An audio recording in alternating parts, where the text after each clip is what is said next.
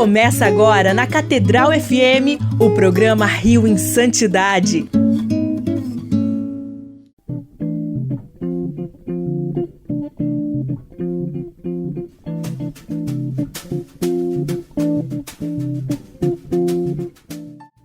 Louvado seja nosso Senhor Jesus Cristo, para sempre seja louvado. Um bom dia, querido amigo ouvinte da nossa rádio Catedral FM 106,7, a sintonia da felicidade. Eu sou Fábio Almeida e é muito bom ter a sua companhia conosco na manhã deste nosso domingo para afirmarmos que sim, é possível ser santo. Enfim, é possível sim ser santo e a partir da vida dos santos nós também trazemos para a nossa vida para nos inspirar a seguir o mandato que o nosso Senhor deixou para nós, né? Sede santo como o vosso Pai é santo.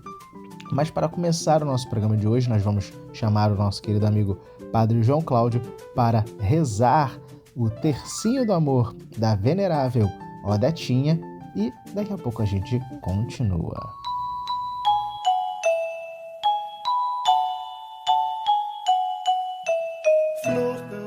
Em nome do Pai, do Filho e do Espírito Santo. Amém. Quero passar o meu céu fazendo bem à terra. Primeira dezena, Fábio Luiz. Meu Jesus, eu vos amo. Meu Jesus, eu vos amo. Meu Jesus, eu vos amo. Meu Jesus, eu vos amo. Meu Jesus, eu vos amo. Meu Jesus, eu vos amo. Meu Jesus, eu vos amo. Meu Jesus, eu vos amo. Meu Jesus, eu vos amo. Meu Jesus, eu vos amo. Quero passar o meu céu fazendo bem à terra. Meu Jesus, eu vos amo. Meu Jesus, eu vos amo. Meu Jesus, eu vos amo. Meu Jesus, eu vos amo. Meu Jesus, eu vos amo. Meu Jesus, eu vos amo. Meu Jesus, eu vos amo. Meu Jesus, eu vos amo. Meu Jesus, eu vos amo. Meu Jesus, eu vos amo. Quero passar o meu céu fazendo bem à terra. Terceira dezena. Fábio Luiz. Meu Jesus, eu vos amo. Meu Jesus, eu vos amo. Meu Jesus, eu vos amo. Meu Jesus, eu vos amo. Meu Jesus, eu vos amo. Meu Jesus, eu vos amo. Meu Jesus, eu vos amo. Meu Jesus, eu vos amo. Meu Jesus, eu vos amo. Meu Jesus, eu vos amo. Quero passar o meu céu fazendo bem à terra. Meu Jesus, eu vos amo. Meu Jesus, eu vos amo. Meu Jesus, eu vos amo. Meu Jesus, eu vos amo. Meu Jesus, eu vos amo. Meu Jesus, eu vos amo. Meu Jesus, eu vos amo. Meu Jesus, eu vos amo. Meu Jesus, eu vos amo. Meu Jesus, eu vos amo. Quero passar o meu céu fazendo bem à terra. Quinta e última dezena, Fábio Luiz. Meu Jesus, eu vos amo. Meu Jesus, eu vos amo. Meu Jesus, eu vos amo. Meu Jesus, eu vos amo. Meu Jesus, eu vos amo. Meu Jesus, eu vos amo. Meu Jesus, eu vos amo. Meu Jesus, eu vos amo. Meu Jesus, eu vos amo. Meu Jesus, eu vos amo. Meu Jesus, abençoai-me, santificai-me, enchei o meu coração de vosso amor. Meu Jesus, abençoai-me, santificai-me, enchei o meu coração de vosso amor. Meu Jesus, abençoai-me, santificai-me, enchei o meu coração de vosso amor. E é muito bom começarmos o nosso domingo dizendo para Deus, né? Para nosso Senhor Jesus Cristo, que é Deus, é claro, dizendo que nós o amamos. E assim repetimos: eu vos amo, eu vos amo, eu vos amo. E que isso possa entrar no nosso coração e a gente possa trazer essa certeza. Meu Jesus, eu vos amo. E no programa de hoje nós vamos falar da vida de um santo que foi papa e que a eleição dele foi um tanto quanto curiosa. Na eleição dele, aconteceu a última vez, na verdade, que isso aconteceu. Um imperador católico, que existia, essa prerrogativa, ele interviu no conclave, que tinha eleito um outro, falando que não queria que aquele fosse eleito, e aí o nosso de hoje foi eleito, aceitou ser Papa e se tornou um grande santo. Nós vamos falar hoje da vida de São Pio X. Você conhece a vida de São Pio X? Você recebeu a primeira comunhão quando criança? Agradeça a São Pio X. Mas antes, lembrando que o nosso programa ele sempre está disponível no Spotify, no Google Podcasts, no Apple Podcasts, o antigo iTunes, e também no YouTube, a partir das 6 horas da manhã, para você ouvir, compartilhar, mandar para as pessoas. Eu falo assim, olha que programa legal a gente tem na Rádio Catedral. Se você quiser ouvir ao vivo, quando está passando o programa no ar, é às 5h30 da manhã, mas logo depois às 6 também está disponível para você ouvir a hora que você quiser lá na internet. Agradeço a todos que têm compartilhado, que têm ouvido. Nós temos uma audiência muito grande em São Paulo, então aos amigos paulistas, que não se incomodam com um carioca chiando aqui, nossos amigos paulistas, então agradeço a audiência de vocês, também do pessoal do Brasil e do mundo inteiro que ouve e compartilha o nosso programa através do nosso podcast. Mas nós vamos trazer hoje, como eu disse, a vida de São Pio X. E assim começa a sua vida. Ao considerar os santos, muitos se iludem julgando serem pessoas fora do comum, predestinadas, estrelas que cintilam no céu, enquanto nós, pobres mortais, estamos como que fadados a viver na terra, sem a possibilidade de brilhar um dia junto a eles. Quem pensa dessa forma nutre uma ideia completamente errônea da vida espiritual. A realidade é bem outra, pois a fórmula da santidade está na máxima dada por nosso Senhor Jesus Cristo. Aquele que é fiel nas coisas pequenas também será fiel nas coisas grandes. Assim está lá no Evangelho de São Lucas, capítulo 16, versículo 10. E nessas divinas palavras encontramos o resumo da longa jornada do Papa São Pio X.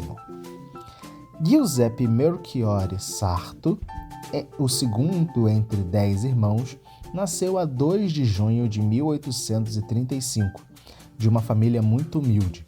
Seu pai, Giovanni Battista Sarto, era carteiro do município de Riese, na Itália, e sua mãe, Margherita Sanson, costureira. Desde criança, sentiu em si o chamado para o sacerdócio.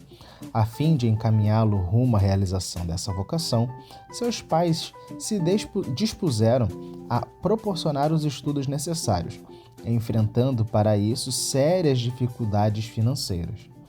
O menino, consciente do sacrifício de seus pais, em tudo procurava aliviar-lhes tal fardo. Por exemplo, para ir à escola, ele precisava caminhar 7 quilômetros. Com vistas a não gastar os sapatos, descalçava-se e amarrava-os sobre os ombros, recolocando-os somente quando se aproximava de seu destino, e isso apenas com 11 anos de idade.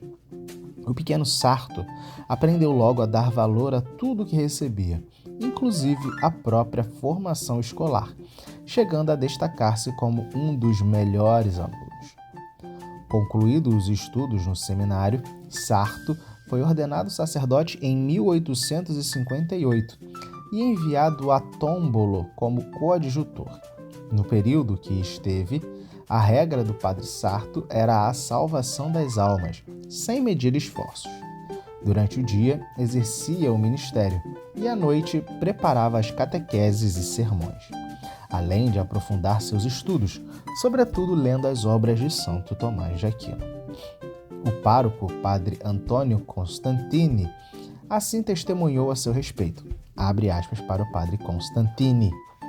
Mandaram-me como coadjutor, como se fosse hoje o vigário paroquial, um jovenzinho a quem devo preparar, mas creio que vai suceder o contrário. É tão zeloso, tão cheio de bom senso e de dotes, que eu aprenderei dele, fecha aspas. Entretanto, desejoso de formá-lo, corrigia fraternalmente seus sermões. Não tardou muito para que as pregações do Padre Sarto começassem a brilhar pelo primor da eloquência, lógica e piedade, e sobretudo por moverem os corações a tal ponto que o padre Constantini chegava a gracejar. Abre aspas novamente para o padre. Muito bem, muito bem. Ficará mal que o coadjutor pregue melhor que o pároco, o cura. Fecha aspas. Passado 9 anos, Padre Sarto recebeu sua primeira paróquia em Salzano. Com a experiência da função anterior, elaborou o plano de trabalho que cumpriria à risca: visitar todos os fiéis, pregar a palavra de Deus, ser incansável no confessionário, confortar os doentes e estar à disposição para assistir os moribundos. Tudo isso sem descurar do catecismo, atraindo a atenção pela vivacidade, bom humor e alegria que ministrava as aulas. Em 1873, adveio uma horrível epidemia de cólera naquela região da Itália, ceifando muitas vidas. Sem medo do contágio, Padre Sarto redobrou os cuidados com aqueles que a providência lhe confiara. A igreja paroquial, em vez de fechar as portas aos fiéis, ia ao encontro deles na pessoa de seu cura, o pároco, ao qual visitava os enfermos para confortá-los. No fim desse ano, o jovem sacerdote encontrava-se alquebrado pelos incessantes esforços. Quando, porém, lhe recomendavam descanso, ele respondia: não tenham medo, o Senhor ajuda. Passado outros 9 anos, mais uma vez Deus o chamou ad maiora, para coisas maiores. Em 1876, o Padre Sarto recebeu uma carta de Dom Zinelli, bispo de Treviso. Abre aspas. Pensei em vos dar, de uma vez, 3 postos: cônego, secretário da Cúria Diocesana e diretor espiritual do seminário. Em Treviso, o santo deitou seus primeiros esforços no seminário. Um dos 200 jovens ali formado atestou a respeito do cônego Sarto, abre aspas para o seminarista. Tinha-se a impressão de que nele falava o Senhor, porque sua palavra respondia sempre às nossas necessidades e dissipava todos os temores. Fecha aspas. Com efeito, ele transmitia aos rapazes o forte sentimento de confiança na providência, que sustentava sua própria vida interior. Um amplo senso prático, capaz de captar e governar a realidade dos fatos, e uma alegria simpática e comunicativa que espantava das almas as amarguras, tornando-a ágil e flexível para todos os empreendimentos. Ademais, como verdadeiro santo, não lhe podia faltar uma profunda devoção a Maria, medianeira e corredentora dos homens. A piedade moveu-o a preparar um grupo de seminaristas para exercer as funções litúrgicas nas festas em honra à Santíssima Virgem na Catedral.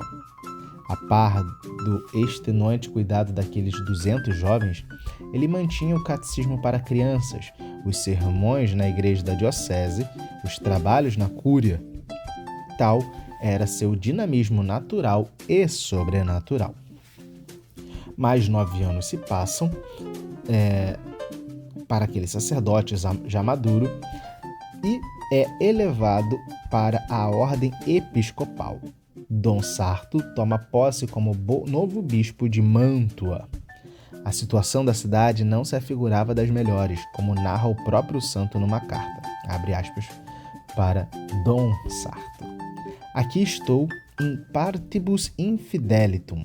Imagine que, em uma paróquia de 30.000 almas, foram à missa do bispo 40 mulheres, das quais 8 comungaram. Entretanto, em nada se deixou abater diante dessa situação. Ciente dos bons resultados obtidos em Treviso, sua primeira atuação em Mantua foi no seminário. Dom Sarto precisava de clérigos. Os únicos frutos que me oferece este ano no seminário são a ordenação de um presbítero e de um diácono. Que miséria e como me aperta o coração quando necessitaria ao menos 40. Contudo, não nos iludamos.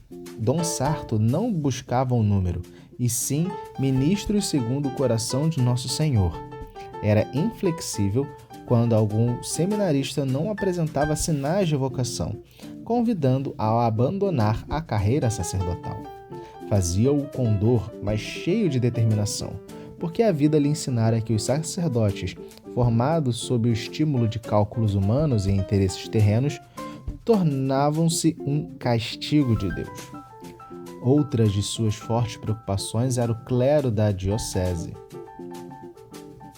o qual reunia com regularidade para tratar de assuntos pastorais, ensinando-lhe, sobretudo, com o exemplo.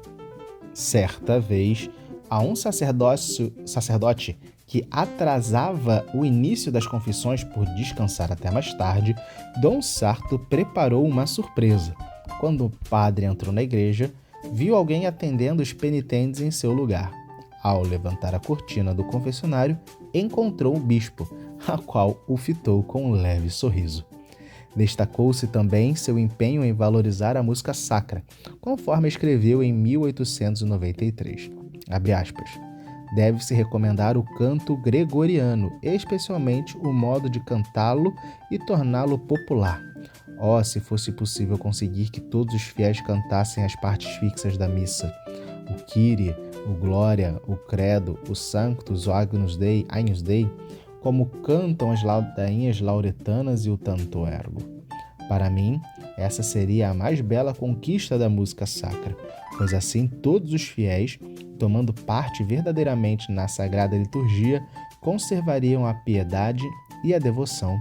Fecha aspas.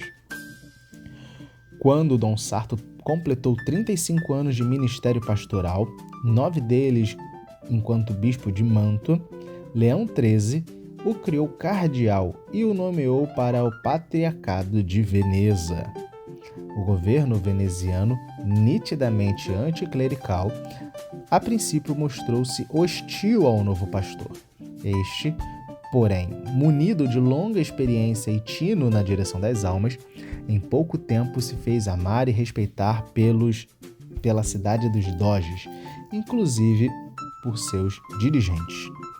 Leão XIII o considerava com bondade e confiança, tendo o costume de chamá-lo a gema do Sacro Colégio, e conservando entre seus pertences uma fotografia do cardeal. Em 1903, tendo falecido este pontífice, os cardeais de todo o mundo se dirigiram a Roma para eleger o novo sucessor de Pedro. Conta-se que o patriarca de Veneza foi o único cardeal a comprar passagens de ida e volta. Tão longe estavam seus pensamentos de se tornar papa. Iniciou-se o conclave e, após alguns escrutínios não isentos de polêmica, a orientação dos votos começou a indicar que o cardeal Sarto seria o sucessor de Leão XIII. Dando-se conta da situação e considerando a enorme responsabilidade do cargo, ele tentou dissuadir o Sacro Colégio, argumentando com lágrimas nos olhos não ser digno. Porém, a escolha do Espírito Santo estava feita. E aí, o que aconteceu até ser, o cardeal Sarto ser eleito, como eu estava dizendo no início, as primeiras votações, do conclave estavam dando para a eleição do cardeal Rampolla, que era secretário do Papa Leão XIII. E aí, quando já tinha atingido a totalidade dos votos, o bispo da Cracóvia, em nome do arquiduque Francis Ferdinando II, o arquiduque da Áustria, ele se contrapõe a essa eleição, como era ainda o costume da época, existia essa lei, e aí não deixa, impede essa eleição, e novas votações à frente, aí é eleito o nome do cardeal Sarto, que, mesmo sendo eleito desta forma, ele acaba com essa possibilidade de veto e foi o último Papa a ser eleito acontecendo isso, né, de um ente externo, né, que era um imperador católico, se colocando, né, como ali uma peça-chave numa eleição.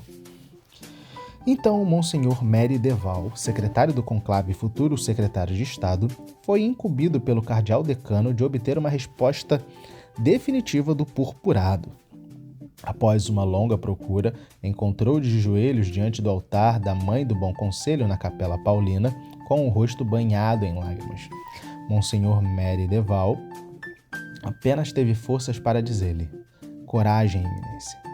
Afinal, em 4 de agosto de 1903, o cardeal Sarto aceitava sua eleição para sumo pontífice, adotando o nome de Pio X. Agora, seu rebanho não seria mais Tombolo, Salzano, Treviso, Mantua ou a gloriosa Veneza, mas o mundo inteiro. Passado pouco tempo, São Pio X recebeu em audiência o corpo diplomático, conforme o costume. Foi um encontro rápido, mas tão marcante e profundo, que depois um dos diplomatas perguntou a Monsenhor Méry Deval, manifestando um sentimento compartilhado por todos. Abre aspas para o diplomata. Diga-nos o que tem esse homem que tanto nos atrai. Fecha aspas. O eclesiástico limitou-se a dizer que conhecera sua santidade dias antes e ficara igualmente impressionado. Mais tarde, estando a sós, lhe pareceu escutar a resposta. Abre aspas, porque é um homem de Deus. Fecha aspas. Esta é a minha política, declarava São Pio X, enquanto assinalava um crucifixo ao ser-lhe perguntado sobre sua orientação política, e ratificava esta afirmação o plano de seu pontificado: restaurar tudo em Cristo. De fato, São Pio X foi sobretudo um grande reformador.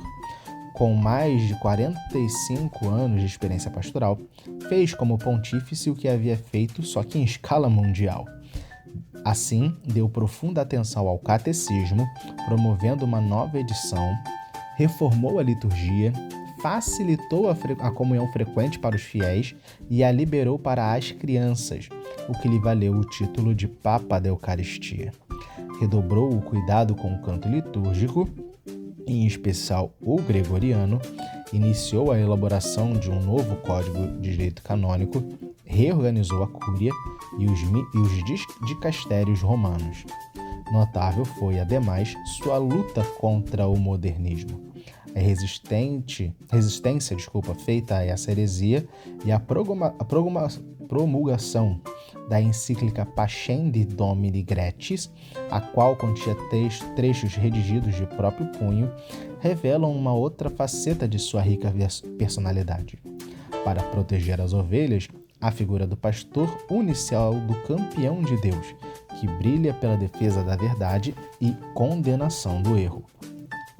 A São Pio X coube reunir, analisar, esquematizar e anatomizar os erros modernistas que, como germe oculto, infiltravam-se no rebanho de Cristo. Trabalho que, havia muito, vinha executando minuciosamente. Ainda em Mantua e Veneza, ele estudava e analisava os livros modernistas, sem perder oportunidade de denunciar seus desvios. Para tudo há um tempo e um julgamento.